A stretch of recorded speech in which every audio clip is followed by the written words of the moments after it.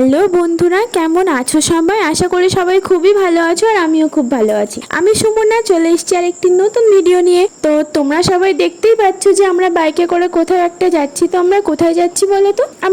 তোমরা জানো, আগের একটা ভিডিওতে দেখেছো যে আমরা একটা দাদা আর বৌদির বাড়িতে গেছিলাম। সেখান থেকেই আমরা তার পরের দিন এইখানে ঘুরতে চলে এসেছিলাম। এটা হচ্ছে ঠাকুরনগর আর ওদের বাড়িটা হচ্ছে মসলন্দপুর। তো আমরা ঠাকুরনগরে এসেছিলাম। আর ঠাকুরনগর কম বেশি তোমরা সবাই চেনো, খুবই একটা ভালো জায়গা, খুবই নাম করা জায়গা। কেন বলো তো নাম করা? তো এই মন্দিরটার জন্য। এই মন্দিরটা হচ্ছে ঠাকুরনগরের হরিচাঁদ ঠাকুরের মন্দির আর এটা হচ্ছে নাট মন্দির। এই যে ডান দিকে যেটা দেখতে পাচ্ছ, এখানে হরিনাম হয়। আর এই মন্দিরটা দেখো কত বড়, কত সুন্দরভাবে বানানো। এটা হচ্ছে হরিচাঁদ ঠাকুরের মেন মন্দির। তো চলো এবার মন্দিরের সামনে যাওয়া যাক, মন্দিরের ভিতরে ঠাকুরটাকেও দেখা যাক। তো মন্দিরটা আমার খুবই ভালো লেগেছে আর মন্দিরের কারুকার্য জাস্ট অসাধারণ, চোখ ফেরানোর মতো না, একদম অন্যরকম আদলে মন্দিরটা বানানো হয়েছে। এইরকম ধাঁচের মন্দির কোথায় দেখা যায় তোমরা আমাকে অবশ্যই কমেন্ট করে জানিও। আমিও জানি কিন্তু এখন বলবো না, তোমরা দেখে কে কি কমেন্ট করো। আর এই পাশটা দেখো, এই যে বড় যে দালান মতো জায়গাটা, এটা হচ্ছে হরিনামের জায়গা, এখানে হরিনাম হয়। আর এই মন্দিরের যে এই পাশে যে পুকুরটা দেখলে না, ওইখানে নাকি প্রতি বছর যে পুজোর সময় সন্ন্যাসীরা চান করে, নাকি পুজোর সময় এখানে প্রচুর পরিমাণে ভিড় হয়। তোমরা কে কে জানো এখানকার পুজোটা কেমন হয় বা সেই সম্পর্কে কিছু আমাদেরকে একটু এই ভিডিওর মধ্যে কমেন্ট করে অবশ্যই জানিয়ে দিও। আমি কিন্তু অনেক কিছুই জানি না। তো ঠাকুরটাকে দেখতে পাচ্ছ তো কত সুন্দরভাবে বানানো হয়েছে। যিনি এই ঠাকুরটাকে বানিয়েছেন ওনাকে সত্যিই বলতে হয় খুব নিখুঁত হাতের কারুকার্য।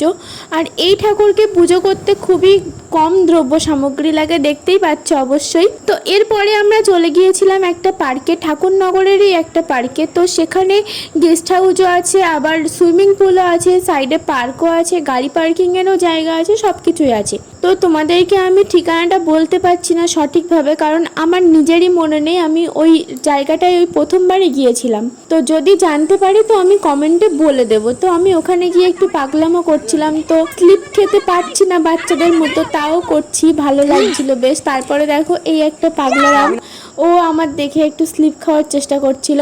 তো ওখান থেকে আমরা একটা ধাবাতে চলে গেছিলাম। ধাবাটা সত্যি খুবই সুন্দর, একদম রাস্তার পাশে, খুব সুন্দরভাবে ডেকোরেশন করা। আমি সব ভালোভাবে ক্যামেরা করতে পারিনি, কারণ তখন আমরা একটু আড্ডা মারছিলাম। সবসময় কি ভিডিও করলে হয় বলো তো, সেই জন্য ভালো ভিডিও করতে পারিনি। তো তারপরে দেখো দুজনকে চা দিয়ে গেল বলেছিল, আর আমি বলেছিলাম যে আমি একটু লস্যি নেব। তো সেই জন্য আমার জন্য লস্যি দিয়ে যাবে, দেখো একটু পরেই দিয়ে যাবে। আর চায়ের কালারটা দেখো, একদম হালকা লাল চা। তো খেয়ে বলুক, রিভিউ দেবে। সত্যি কথা বলতে চাটা দেখতেই কেমন, কিন্তু খেতে কেমন হবে আমি জানি না। তো দেখতে খারাপ হলে খেতেও হয়তো ভালো হতে পারে। তো দেখা যাক রিভিউটা কি দেয়। তো খেয়ে এক্ষুনি রিভিউ দেবে। খাও, খেয়ে একটু রিভিউ দাও। ক্যামেরায় ক্যামেরায় ক্যামেরায় কথা বলতে হয়।